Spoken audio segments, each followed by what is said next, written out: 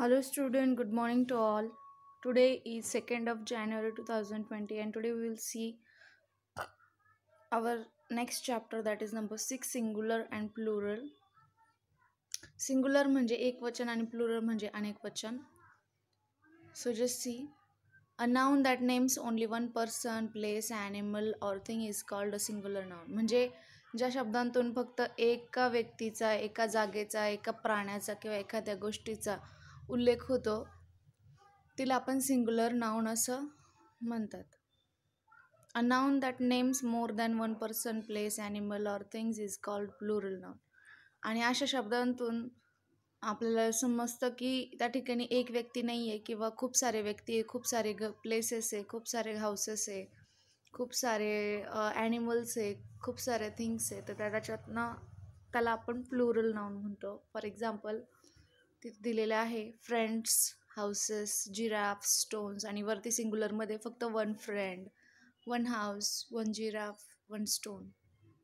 So this is the difference of singular and plural. Point number 3, you can make the plurals of nouns in the following ways. आणि तुम्ही plurals अशा पद्धतीने बनवू शकता. Add S to the singular noun. मग काय करायचं आहे सगळ्यात पहिलं तर एस ॲड करायचं आहे, जसं की पी, बीज, window, Windows. Point number 2, add es to singular noun that end in double s, sh, ch and x. For example, fox, foxes, bench, benches. Number 3, add es to some singular nouns that end in o. काही काही word जे असतात ज्याच्या शेवटचे दोन अक्षर double S असतात किंवा एस एच किंवा सी एच किंवा एक्स असतो, त्यांच्या पुढे ई एस हा प्रत्यय लागतो. टोमॅटो. आणि काही वर्ड्सचं शेवटचं लेटर जर ओ असेल तर त्याच्या पुढे देखील ई एस हा प्रत्यय लागतो. For example, tomato, tomatoes, potato, potatoes. Exercise A is there.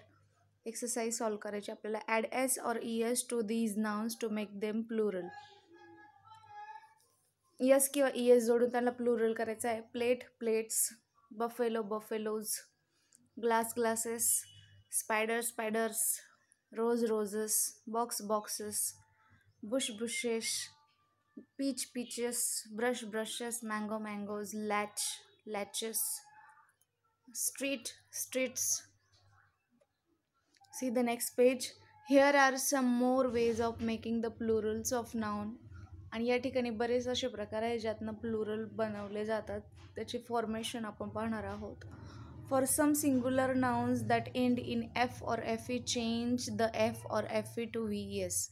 ज्या शब्दांच्या शेवटचे लेटर एफ किंवा एफ ई असेल तर तिथे व्ही ई एस हा जोडला जातो. For example, leaf, leaves, wife, wives.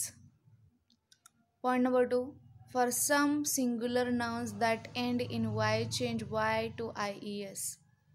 For example, baby, baby, babies. म्हणजे ज्या ठिकाणी वाय असतो तो वाय कन्वर्ट होऊन आयमध्ये होतो आणि नंतर त्याला ई एस हा प्रत्यय लागतो. असं बेबी, बेबीज चेंज होतात. Point number 3, some nouns form the plural with a change in the vowel and vowels within the word. काही शब्दांमध्ये मधले जे वॉवल्स वगैरे असतात ते चेंज होत असतात प्लुरल्सच्या ठिकाणी. For example, man, men, woman, woman, foot, feet, tooth, teeth, goose, geese, mouse, mice. Some nouns have the same singular and plural form. काही जे नाउन्स आहे ते जसे प्लुरलमध्ये असतात तसे सिंग्युलरमध्ये देखील असतात. For example, sheep, sheep, deer, deer. Exercise B is there. Write the plural forms of these nouns.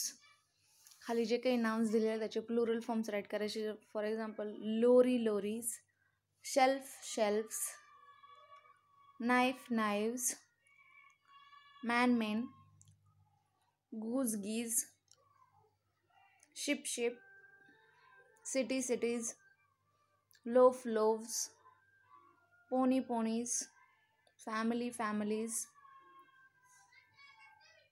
story, stories, life, lives, thief, thieves, mango, mangoes, mouse, mice, deer, deer, elf, elves, tooth, teeth, wolf, wolves, calf, calves.